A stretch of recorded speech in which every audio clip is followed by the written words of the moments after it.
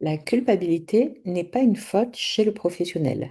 Je suis Leslie Lombard, psychologue clinicienne et formatrice depuis un peu plus de 25 ans auprès des professionnels de la santé et de l'accompagnement à domicile, spécialisée dans la relation à trois entre le professionnel, le patient ou bénéficiaire et la famille du patient, ainsi que dans la prévention de l'épuisement du professionnel. Je suis également la fondatrice du site psylearn.fr. La culpabilité n'est pas une faute chez le professionnel. En effet, tout un chacun sera confronté tôt ou tard dans sa pratique à la culpabilité, que ce soit vous et aussi moi, et c'est tout à fait normal. Et cela peut se traduire par exemple comme d'imaginer ou de croire ne pas en avoir suffisamment fait, de ne par exemple non plus pas avoir agi de la bonne façon ni au bon moment. Mais au fait, qu'est-ce que c'est que la culpabilité? Ce n'est ni un défaut ni une faiblesse morale. C'est une émotion qui sera légitime. C'est pour ça que je l'ai mis entre guillemets en fonction du contexte. Et des fois, elle ne l'est pas quand, par exemple, la personne peut porter des choses ou s'imaginer être responsable de choses alors que ce n'est pas le cas. Mais de manière courante et normale, entre guillemets normative, hein, c'est normal que de temps en temps, nous puissions tous éprouver de la culpabilité.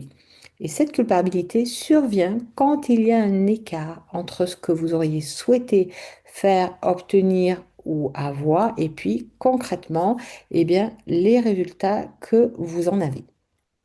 Alors, la culpabilité, elle va témoigner de votre sens du devoir, de votre sens des responsabilités, ce qui est une bonne chose. Cependant, si vos sens des responsabilités est trop élevé et référé à un idéal, à ce moment-là, eh bien, inévitablement, vous ne pourrez pas aller au bout de vos responsabilités, ce qui immanquablement fera que vous vous sentirez coupable de ne pas y parvenir sans percevoir que cela était trop au niveau de votre sens du devoir ou des responsabilités. Et puis aussi, de manière chronique, dans le temps, quand il y a, cela arrive, hein, des personnes qui éprouvent immanquablement de la culpabilité dans leur quotidien, auprès de leurs bénéficiaires, dans leurs relations professionnelles, etc. À la longue, eh bien, cela va entraîner une perte de l'estime de soi, une importante fatigue mentale, un retrait émotionnel avec aussi un fort risque de burn-out. Alors voici les quatre clés pour dépasser ce sentiment de culpabilité. Tout d'abord, d'apprendre à nommer ce que vous ressentez, notamment si c'est un sentiment de culpabilité. Puis ensuite de pouvoir parvenir à cadrer, recadrer vos attentes à vos capacités réelles pour pouvoir situer, est-ce qu'il y a des choses qui sont de mon fait sur lesquelles je peux avoir un levier pour les faire bouger, ou est-ce que si c'est en lien avec la situation ou avec le bénéficiaire ou avec l'institution, à ce moment-là, cela n'est pas de mon fait et donc je n'aurai pas alors à ce moment-là à ressentir de la culpabilité. Ensuite, ce sera le troisième point de ne pas vous juger, mais de vous demander en quoi cette culpabilité, eh bien, elle va questionner la situation et vos valeurs.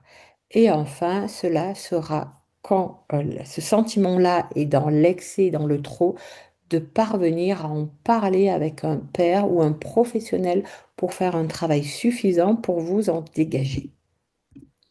Alors, action, voici ce que je peux vous proposer comme mise en pratique et cela dès la semaine prochaine dans chacune de vos journées de travail auprès de vos clients ou patients.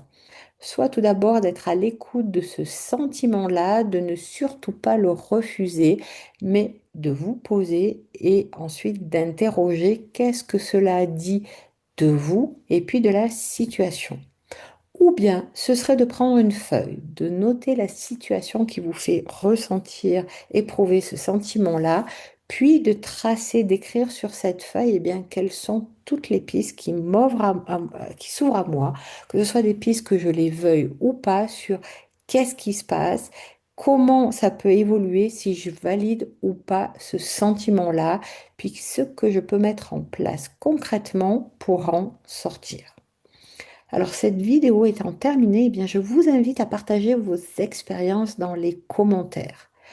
Vous pouvez ensuite découvrir la toute nouvelle formation gratuite durant laquelle je partage des clés pour vous amener à séparer votre vie professionnelle de votre vie personnelle et à gérer le stress. Voici le lien que vous pouvez copier-coller dans votre navigateur. Autrement, sur le site psylearn.fr, vous trouverez le détail de cette formation ainsi que le lien pour vous y inscrire. Enfin, si vous avez apprécié cette vidéo, vous pouvez la partager, mettre un pouce vers le haut et vous abonner à ma chaîne YouTube. Alors, à très vite pour d'autres vidéos.